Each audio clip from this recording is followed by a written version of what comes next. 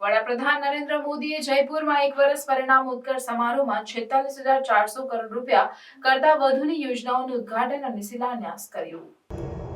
આ સમારોહમાં વડાપ્રધાને વિવિધ ક્ષેત્રોમાં વિકાસ માટેની યોજનાઓની જાહેરાત કરી। આ યોજનાઓમાં પાયાની સુવિધાઓ, આરોગ્ય, શિક્ષણ, કૃષિ અને પર્યટન જેવા ક્ષેત્રોનો સમાવેશ થાય છે। વડાપ્રધાને જણાવ્યું કે આ યોજનાઓ રાજ્યના લોકોના જીવન સ્તર સુધારવામાં મદદરૂપ થશે અને રાજ્યના સર્વાંગી વિકાસને પ્રોત્સાહન આપશે। આ યોજનાઓમાં મુખ્યત્વે પાયાની સુવિધાઓના વિકાસ માટે મોટા પ્રમાણમાં રોકાણ કરવામાં આવ્યું છે। રોડ, રેલવે અને હવાઈ માર્ગોના વિકાસ માટેની યોજનાઓ દ્વારા રાજ્યમાં પરિવહન સુવિધાઓમાં સુધારણા થશે। આ ઉપરાંત આરોગ્ય અને શિક્ષણ ક્ષેત્રમાં પણ મહત્વપૂર્ણ યોજનાઓની જાહેરાત કરવામાં આવી છે, જેનાથી રાજ્યના લોકોના આરોગ્ય અને શિક્ષણ સ્તરમાં વધારો થશે। કૃષિ ક્ષેત્રમાં વડાપ્રધાને ખેડૂતોને આધુનિક પદ્ધતિ અને ટેકનોલોજીનો ઉપયોગ કરીને વધુ ઉત્પાદન અને આવક મેળવવામાં મદદ કરવા માટે યોજનાઓની જાહેરાત કરી। આ યોજનાઓ દ્વારા રાજ્યના ખેડૂતોને વધુ મજબૂત બનાવવાનો પ્રયાસ કરવામાં આવ્યો છે।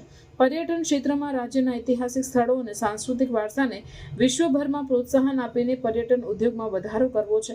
આ માટે વિવિધ પર્યટન પ્રોજેક્ટ્સની જાહેરાત કરવામાં આવી છે, જેનાથી રાજ્યમાં પર્યટન ઉદ્યોગને મજબૂતી મળશે।